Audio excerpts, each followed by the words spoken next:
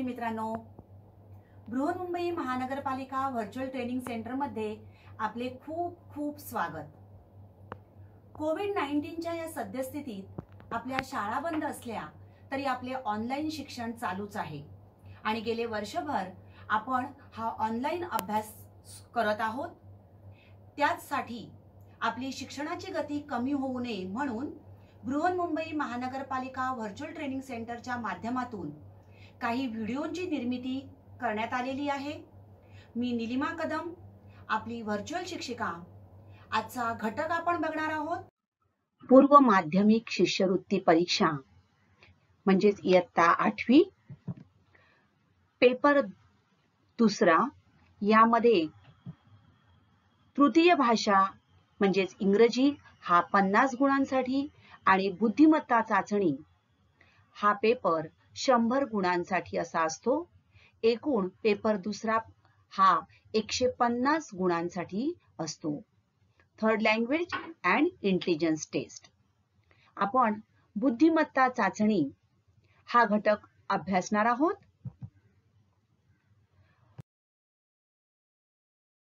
आपण पुढचा घटक आज अभ्यासणार आहोत समसंबंध, एनॉलॉजी। समसंबंध हा जो घटक आहे याचा भारांश आहे 10%।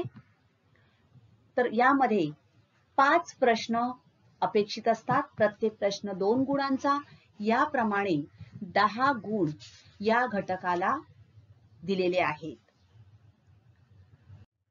तर समसंबंध यातील पहिला घटक आहे शब्द संग्रह 3.1 शब्द संग्रह एनॉलॉजी इन वर्ड्स। तर समसंबंध यामध्ये असणाऱ्या प्रश्नांचं स्वरूप कसं असतं ते आपण पहिले जाणून घेऊया। या प्रकारामध्ये एकूण 4 पदे असतात, त्यातील 3 पदे दिलेली असतात। पहिल्या पदाचा दुसऱ्या पदाशी जो संबंध असतो तसाच संबंध तिसऱ्या पदाचा चौथ्या पदाशी असतो। यापैकी म्हणजेच तिसऱ्या आणि चौथ्या किंवा पहिल्या आणि दुसऱ्या, तर यापैकी कोणते तरी एक पद दिलेले नसते। म्हणजे पहिलं पद दुसरं पद यांचा जो संबंध आहे तसाच संबंध तिसऱ्या आणि चौथ्या। तर या पहिल्या 2 आणि दुसऱ्या 2 यापैकी कोणते तरी एक पद न देता त्या ठिकाणी प्रश्नचिन्ह दिलेले असते। दिलेल्या 2 सलग पदांच्या सहसंबंधाचा अभ्यास करून पर्यायात दिलेले अचूक उत्तर शोधून काढणे अपेक्षित असते। तर समसंबंध शब्दसंग्रह या उपघटकामध्ये 4 पदांपैकी 3 पदांमध्ये शब्द दिलेले असतात। यामध्ये भाषेतील शब्द, प्राणी व त्यांचे अवयव, त्यांच्या कृती, त्यांचे आवाज, त्यांचे गुणधर्म, वस्तू व त्यांचे उपयोग, नद्या, पर्वत, मराठी इंग्रजी महिने, ऋतू, व्यवसाय, खेळ, जयंत्या, सण, भौगोलिक स्थाने, राज्य, राजधान्या, बंदर, व्यक्ती इत्यादी परस्पर संबंधित विविध बाबी देऊन प्रश्नचिन्हाच्या जागी येणाऱ्या पदाचा शब्द शोधायला सांगितले जाते। हे प्रश्न सोडवताना दिलेल्या शब्दांमधील समान संबंध व दिलेले पर्याय विचारात घ्यावे लागतात। अत्यंत महत्त्वाचं आहे, 2 शब्दांमध्ये असणारा संबंध आणि आपल्याला कोणते पर्याय दिलेले आहेत हे विचारात घ्यावे लागतात। काही वेळेला विरुद्धार्थी शब्द, समानार्थी शब्द अशा प्रकारेही संबंध आपल्याला दिलेला असतो, एक वचन, अनेक वचन इत्यादी। तर समान संबंधातील प्रश्नचिन्हाच्या जागी येणारा शब्द शोधण्यासाठी त्या शब्द प्रकाराचा आशय, त्या शब्दाचं रूप, दिलेल्या शब्द जो आहे त्याचा रंग, गुणधर्म, आकार, कार्य, परिणाम, क्रिया, त्यामध्ये असणारी रचना, साम्य, समानार्थी, विरुद्धार्थी, पुल्लिंग, स्त्रीलिंग, एकवचन, अनेक वचन, एकाच शब्दाचे वेगवेगळे अर्थ परिणाम, स्वभाव इत्यादी अनेक गोष्टी लक्षात घेऊन दिलेल्या पर्यायांमधून उत्तर शोधावे. आणि त्यासाठी या शब्दसंग्रह याच्यामध्ये आपल्याला वेगवेगळ्या विषयानुसार प्रश्न दिलेले असतात. यामध्ये भाषा, सामान्य विज्ञान, इतिहास, भूगोल, त्याचबरोबर सामान्य ज्ञान या विविध विषयांचा समावेश या घटकामध्ये असतो. आपल्याला योग्य प्रकारे संबंध लक्षात घेऊन दिलेल्या पर्यायातून अचूक उत्तर कमीत कमी वेळात शोधणं आवश्यक आहे. पहिला नमुना आपण बघणार आहोत, भाषा. तर भाषा या विषयासंबंधी कशा प्रकारचे प्रश्न असतात ते आपण बघणार आहोत. त्या अगोदर भाषेमध्ये कोणकोणत्या घटकांचा समावेश होणार आहे त्याची आपण माहिती करून घेऊ. मराठी विषयातील समानार्थी शब्द, विरुद्धार्थी शब्द, म्हणी, लिंग, वचन, वाक्प्रचार, समूहदर्शक शब्द, एकाच अर्थाचे शब्द, जोड शब्द यासारखे शब्द संग्रह वापरलेले असतात. त्यामुळे आपलं वाचन जितकं अधिक असेल त्या अनुषंगाने आपल्याला या ठिकाणी शब्दामध्ये असणारा संबंध समजण्यास कमीत कमी वेळामध्ये अचूक संबंध समजून घेऊन अचूक पर्याय शोधण्यास याचा उपयोग होतो. कारण अधिक वाचन असेल, वाचनाने आपलं जे भाषा आहे ही भाषा समृद्ध होते आणि त्यामुळे दिलेल्या प्रश्नामध्ये नेमकं काय विचारलेलं आहे त्याचं अत्यंत जलद गतीने आकलन करून आपण अचूकपणे प्रश्न तो सोडवू शकतो. तर प्रश्न कसा दिलाय बघा, पहिल्या व दुसऱ्या पदाचा जसा संबंध आहे अगदी तसाच संबंध तिसऱ्या पदाचा चौथ्या पदाशी आहे. हे लक्षात घेऊन प्रश्नचिन्हाच्या जागी कोणता शब्द येईल तो पर्याय निवडा. 4 पद आहेत तुम्हाला सांगितलेलं आहे. पहिलं पद, दुसरं पद, हे तिसरं पद आणि चौथं पद आपल्याला शोधायचंय. त्या ठिकाणी प्रश्नचिन्ह दिलेलं आहे बघा. तर पहिल्या 2 पदांमध्ये जो संबंध आहे तो आपल्याला शोधायचा आहे. पहिल्या व दुसऱ्या पदाचा जसा संबंध आहे समसंबंध, तर तसाच संबंध हे तिसरं पद आणि या ठिकाणी शोधून काढायचे आपल्याला चौथं पद. पर्याय आपल्याला दिलेले आहेत बघा. भाऊ, भ्राता, म्हणजे भाऊ आणि भ्राता याच्यामध्ये जो संबंध आहे तो लक्षात घेऊन तोच संबंध आपल्याला चांदणे आणि या ठिकाणी शब्द शोधायचा आहे. त्यासाठी पर्याय आहेत हिमांशू, इंदिरा, कौमुदी आणि तुरुंग. 4 पर्याय आपल्याला दिलेले आहेत. तर भाऊ आणि भ्राता, भाऊ म्हणजेच काय, भ्राता, तर भाऊ आणि भ्राता हे काय आहेत याचा तुम्ही विचार करा आणि त्याप्रमाणे चांदणे आणि या दिलेल्या 4 पर्यायापैकी कोणता शब्द येईल तो निवडायचा आहे. तुमची वेळ सुरू होते आता.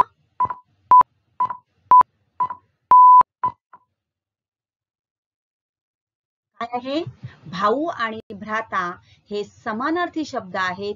त्याचप्रमाणे चांदणेसाठी समानार्थी शब्द आहे कौमुदी. त्यामुळे उत्तर येईल पर्याय क्रमांक 3. समजलं?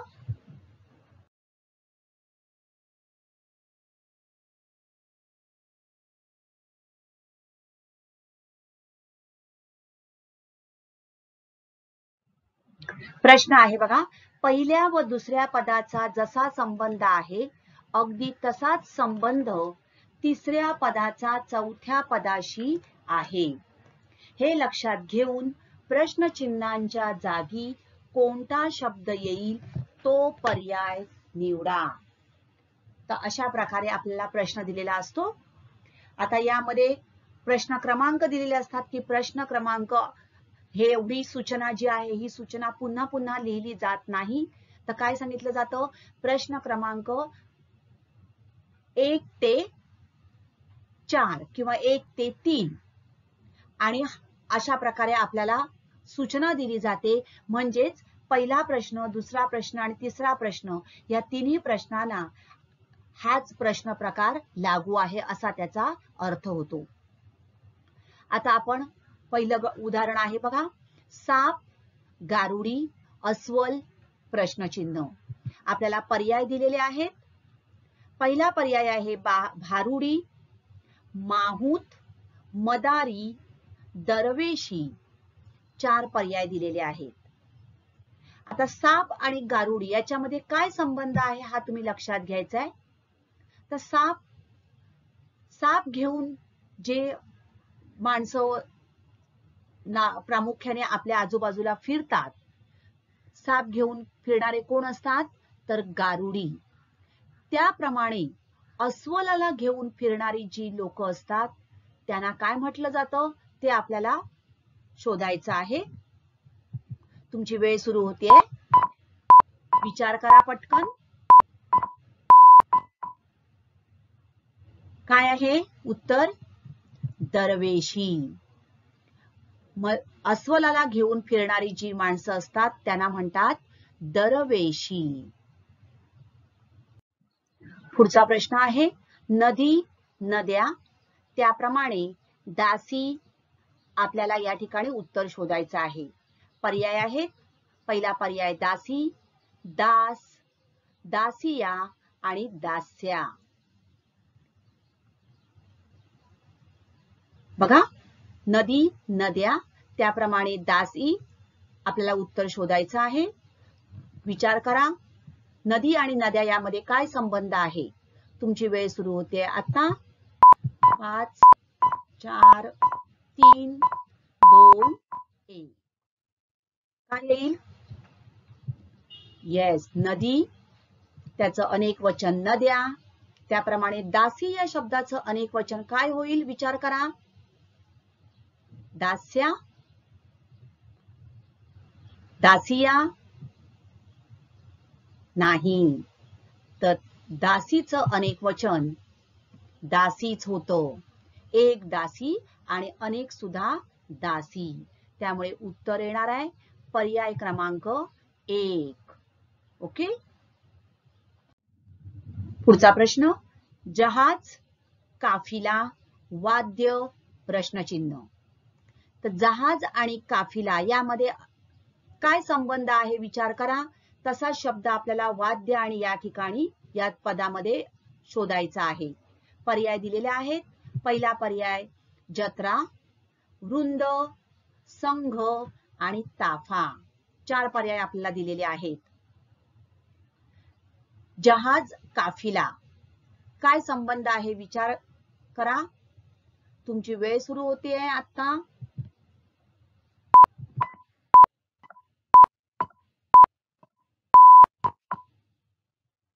बघा, जहाज आणि अनेक जहाज जेव्हा येतात तेव्हा आपण म्हणतो जहाजांचा काफिला. म्हणजे हा झाला समूहदर्शक शब्द.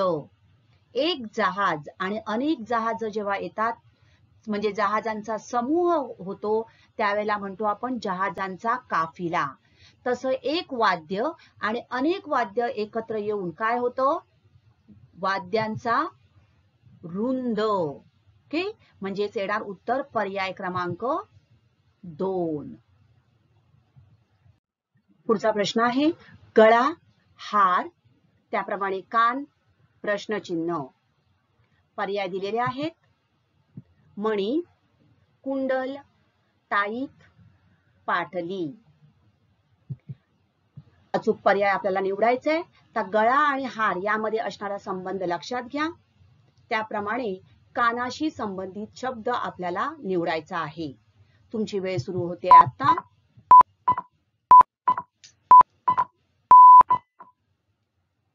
मिळालं उत्तर? तर बघा, गळ्यामध्ये हार परिधान केला जातो, हार घातला जातो. त्याप्रमाणे कानामध्ये घालण्याचं आभूषण कोणतं आहे? कुंडल. तर आभूषणाशी संबंधित हा प्रश्न आहे.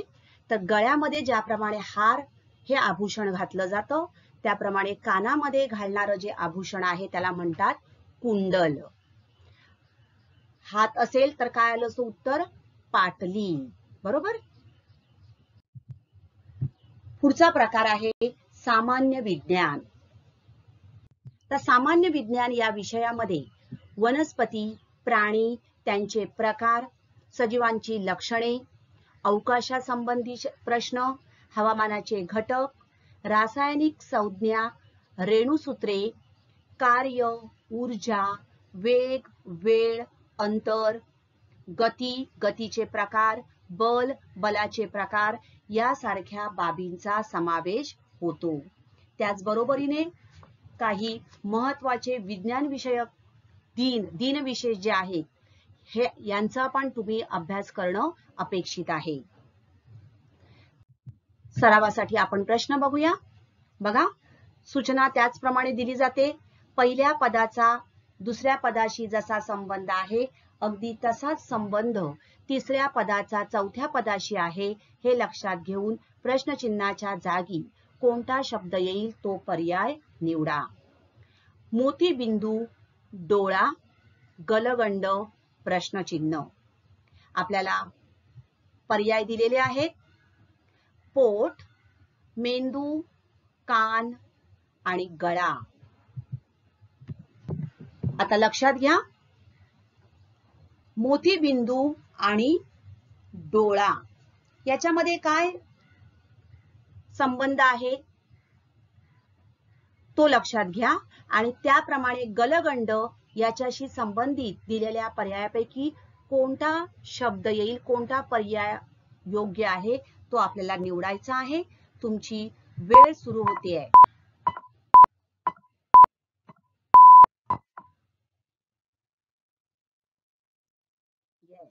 मोतीबिंदू हा डोळ्यांशी संबंधित एक विकार आहे, कॅटरॅक्ट, राईट.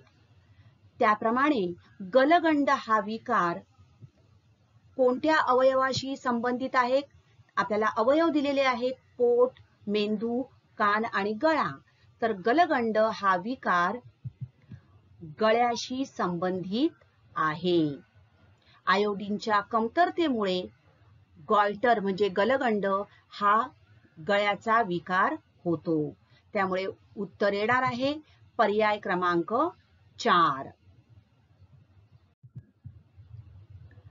आता या ठिकाणी बघा प्रश्न काय आहे, प्रश्नाचं स्वरूप तो तसंच आहे, फक्त काय सांगितलंय, अचूक असलेले 2 पर्याय क्रमांक निवडा. आपल्याला 2 पर्याय निवडायचे आहेत. ओके. प्रश्न आहे तांबडा फॉस्फरस आगपेटी, ग्रॅफाइट, प्रश्नचिन्ह. तर तांबडा फॉस्फरस आणि आगपेटी यामध्ये असणारा संबंध लक्षात घेऊन तसाच संबंध ग्रॅफाइटशी संबंधित आपल्याला शोधायचा आहे. त्यासाठी 2 पर्याय आपल्याला निवडायचे आहेत. आपल्याला पर्याय दिलेले आहेत, पेन्सिल, औषधे, सौर विद्युत घट आणि विद्युत घट. लक्षात ठेवा 2 पर्याय निवडायचे आहेत. तांबडा फॉस्फरस आणि आगपेटी यामध्ये असणारा संबंध लक्षात घ्या. आपली वेळ सुरू होते.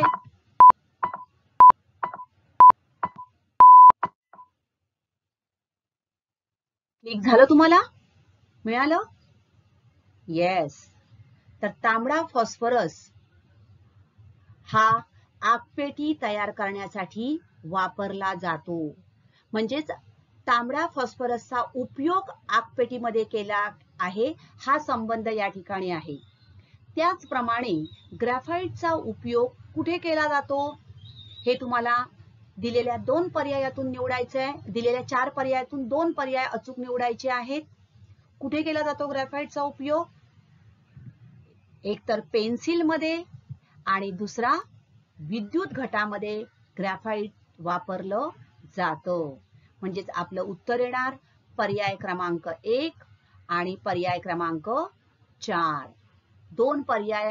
दोन्ही पर्याय या ठिकाणी रंगवणं, डार्क करणं आवश्यक आहे.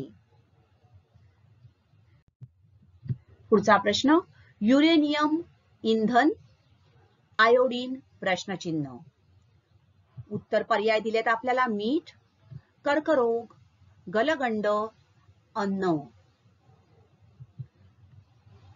तर युरेनियम आणि इंधन यामध्ये असणारा संबंध लक्षात घ्या.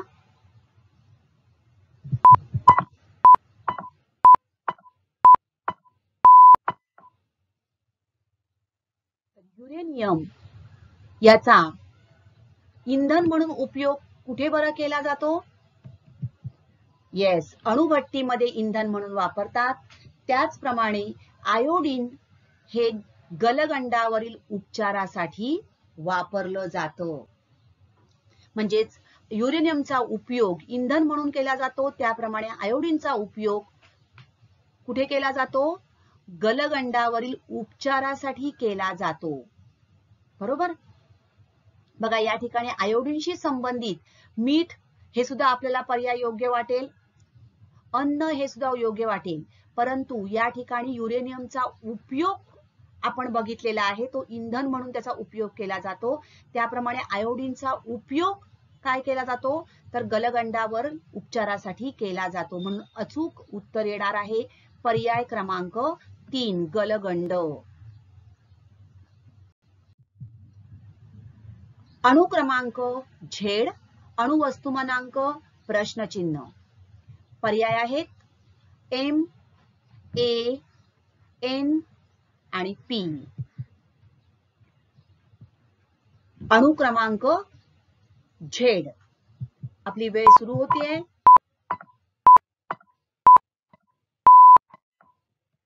येस, उत्तर येईल पर्याय क्रमांक 2, कारण अणु क्रमांक हा झेड या अक्षराने दर्शवतात.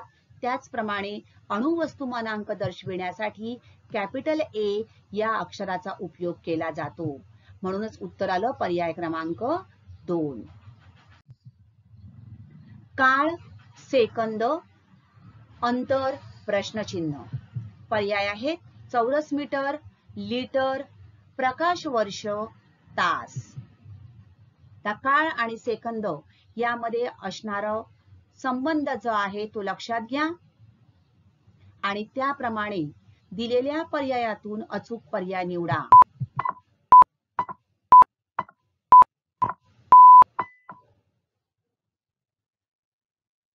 काळ म्हणजे टाइम, तर काळ मोजण्यासाठी म्हणजे काळाचं एकक सेकंद आहे. त्याप्रमाणे अंतर मोजण्यासाठी यापैकी कोणतं एकक वापरलं जातं? बघा, अंतर मोजण्यासाठी चौरस मीटर, लिटर, प्रकाश वर्ष की तास? बघा, या ठिकाणी काय येणार आहे अचूक पर्याय? प्रकाश वर्ष. कारण अंतराळातील ज्याप्रमाणे पृथ्वीपासून सूर्याचं अंतर मोजण्यासाठी काय वापरलं जातं? प्रकाश वर्ष हे एकक वापरलं जातं. चौरस मीटर हे क्षेत्रफळासाठी वापरतात, लिटर हे द्रव पदार्थ मोजण्यासाठी वापरतात, तर तास हे काळाचंच एकक आहे. त्यामुळे अचूक पर्याय येणार आहे पर्याय क्रमांक 3, प्रकाश वर्ष. अंतराळातील अंतर मोजण्यासाठी प्रकाश वर्ष हे एकक वापरलं जातं. नमुना क्रमांक 3, इतिहास, भूगोल. त्यासाठी इतिहासातील सण, घटना, व्यक्ती, किल्ले, लढाई यांची माहिती असणे व त्या संबंधी वाचन आवश्यक आहे. भूगोलामध्ये भौगोलिक माहिती, यामध्ये नद्या, पर्वत, शहरे, हवामान, विविध ठिकाणची बंदरे, राज्य राजधान्या, देश, सीमा, विमानतळ, धरणे, समुद्र, महासागर इत्यादींची माहिती असणं अपेक्षित आहे. आपण काही प्रश्न बघूया. बघा, प्रश्नाचं स्वरूप म्हणजे प्रश्न जो फ्रेमिंग आहे ते तसंच आहे. पहिल्या व दुसऱ्या पदाचा जसा संबंध आहे तसाच संबंध तिसऱ्या पदाचा चौथ्या पदाशी आहे. हे लक्षात घेऊन प्रश्नचिन्हाच्या जागी कोणता शब्द येईल तो पर्याय निवडा. आता या ठिकाणी कंसात सांगितलंय अचूक असलेले 2 पर्याय क्रमांक निवडा. ही सूचना काळजीपूर्वक वाचणं अपेक्षित आहे. तर अबुल फजल अकबरनामा, त्याप्रमाणे ज्ञानेश्वर, प्रश्नचिन्ह. पर्याय दिले आहेत अमृतानुभव, गीता रहस्य, भावार्थ दीपिका, लीळा चरित्र. आता अबुल फजल आणि अकबरनामा यामध्ये असणारा संबंध लक्षात घ्या आणि त्याचप्रमाणे ज्ञानेश्वराशी संबंधित 2 पर्याय निवडा.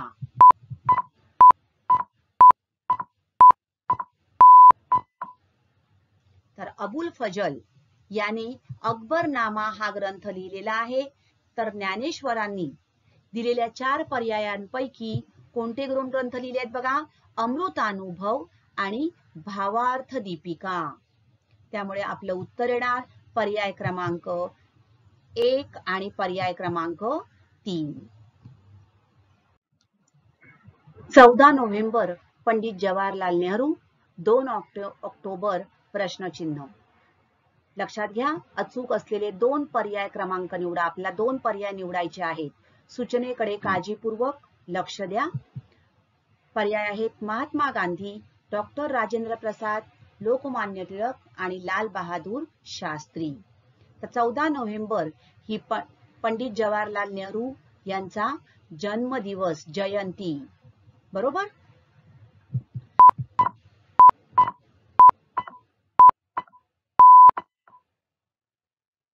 2 ऑक्टोबर हा कोणाचा जन्मदिवस आहे? येस, 2 ऑक्टोबर हा महात्मा गांधी आणि लाल बहादूर शास्त्री यांचा जन्मदिवस आहे, त्यांची जयंती आहे. त्यामुळे उत्तर येणार पर्याय क्रमांक 1 आणि पर्याय क्रमांक 4. गाव, पाटील, परगणा प्रश्नचिन्ह. पर्याय दिले आहेत कुलकर्णी, देशमुख, नाईक आणि देशपांडे. तर गाव आणि पाटील यातील संबंध लक्षात घ्या.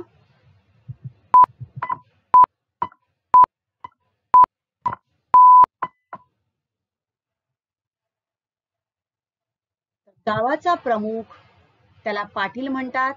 त्याप्रमाणे परगण्याचा प्रमुख तो कोणत्या नावाने ओळखला जातो? तर परगण्याचा प्रमुख देशमुख. पर्याय क्रमांक 2. कुतुब मिनार, भारत, स्फिंक्स प्रश्नचिन्ह. पर्याय आहेत Italy, Egypt, Iraq, Israel. Qutub Minar आणि भारत. कुतुब मिनार भारतातील एक प्रेक्षणीय स्थळ, ऐतिहासिक प्रेक्षणीय स्थळ. त्याप्रमाणे स्फिंक्सशी संबंध शोधा.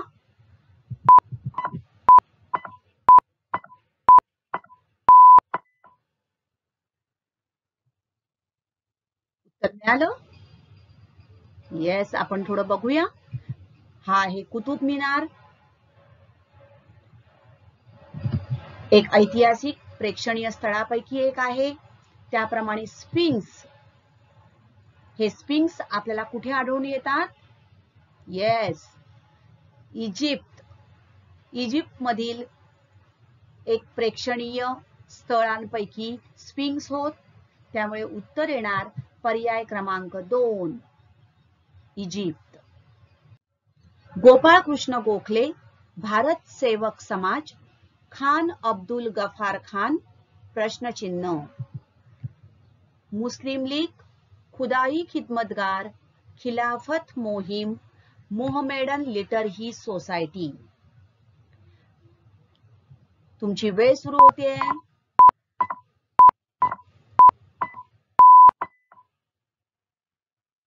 भारत सेवक समाज ही एक सामाजिक संस्था गोपाळकृष्ण गोखले यांनी सुरू केली.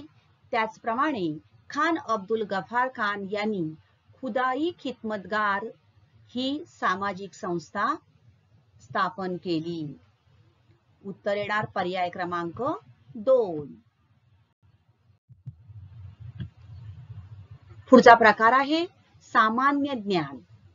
तर सामान्य ज्ञानाशी संबंधित कशा प्रकारचे प्रश्न असतात ते आपण आता बघणार आहोत. सुनीता विल्यम्स प्रश्नचिन्ह. महेंद्रसिंग धोनी खेळाडू. आता पहिल्या आणि दुसऱ्यामध्ये दुसऱ्या ठिकाणी आपल्याला प्रश्नचिन्ह दिले आहे आणि आपल्याला योग्य पर्याय निवडायचा आहे. जसा तिसऱ्या आणि चौथ्या पर्यायामध्ये संबंध आहे तसाच. पर्याय आहेत आपल्याला वकील, अंतराळवीर, अभिनेत्री, शिक्षिका.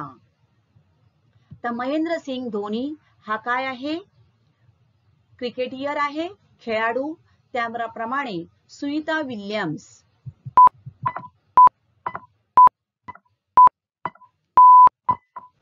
Yes, you are absolutely right. Sunita Williams ही एक अंतराळवीर आहे. Option number 2. वर्तुळ, परीघ, चौकोन, प्रश्नचिन्ह. पर्याय दिलेले आहेत. घनफळ, लांबी, परिमिती, क्षेत्रफळ. बघा आता हा गणिताशी संबंधित प्रश्न आहे, बरोबर. तर वर्तुळ आणि परीघ यामध्ये असणारा संबंध लक्षात घ्या. त्यानुसार चौकोन याच्याशी संबंधित योग्य पर्याय कोणता येईल ते आपल्याला निवडायचं आहे.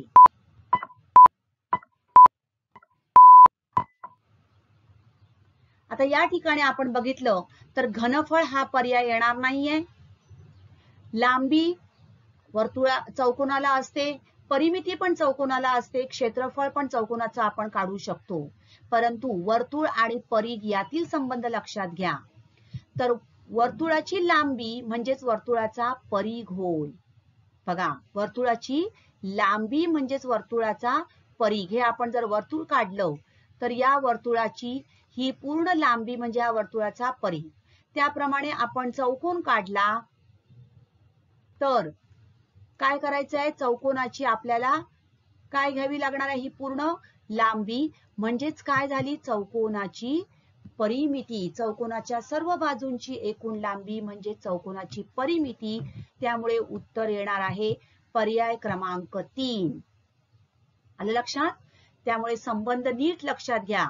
इथे लांबी पण योग्य पर्याय आहे, परिमिती, क्षेत्रफळ तिन्ही पर्याय आपल्याला योग्य वाटतात, परंतु संबंध लक्षात घ्या, वर्तुळ आणि परीघ म्हटलेला आहे. ओके. रजत 25 वर्ष, हिरक प्रश्नचिन्ह. पर्याय दिलेले आहेत. 75 वर्ष, 50 वर्षे, 60 वर्षे आणि 100 वर्षे.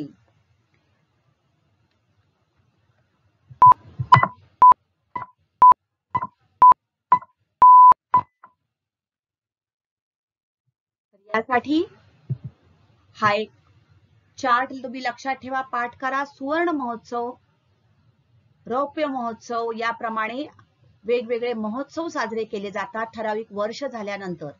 तर पहिला बघा, रौप्य किंवा रजत महोत्सव म्हणजे 25 वर्ष, सुवर्ण महोत्सव म्हणजेच 50 वर्ष, हिरक महोत्सव म्हणजे 60 वर्षे, अमृत महोत्सव म्हणजे 75 वर्षे आणि शताब्दी महोत्सव म्हणजे 100 वर्षे. तर रजत म्हणजे 25 वर्ष किंवा रौप्य म्हणजे 25 वर्ष, सिल्वर जुबली. हिरक विचारलंय, मग हिरक म्हणजेच किती, 60 वर्षे. पर्याय क्रमांक 3. तर अशा प्रकारे काही सामान्य ज्ञानाशी संबंधित प्रश्न सुद्धा या ठिकाणी विचारले जातात. विद्यार्थी मित्रांनो, जास्तीत जास्त वाचन करून तुमचा शब्द संग्रहाचा विस्तार वाढवा, जेणेकरून भाषा, सामान्य विज्ञान, इतिहास, भूगोल, सामान्य ज्ञान, तंत्रज्ञान या विविध विषयांशी संबंधित शब्द जे आहेत त्यांचं भांडार तुमच्याकडे असेल तर तुम्ही दिलेल्या प्रश्नामध्ये असणारा संबंध लक्षात घेऊन अचूक पर्याय म्हणजेच कमीत कमी वेळात अचूक उत्तर तुम्ही शोधू शकणार आहात. थँक्यू. चला तर मग BMC VTC मराठी या चॅनेलला लॉग इन करा, सबस्क्राईब करा आणि सर्वात आधी नवीन आलेल्या व्हिडिओचे नोटिफिकेशन मिळविण्यासाठी बेल आयकॉनलाही क्लिक करा. तर आजचा घटक आवडला ना?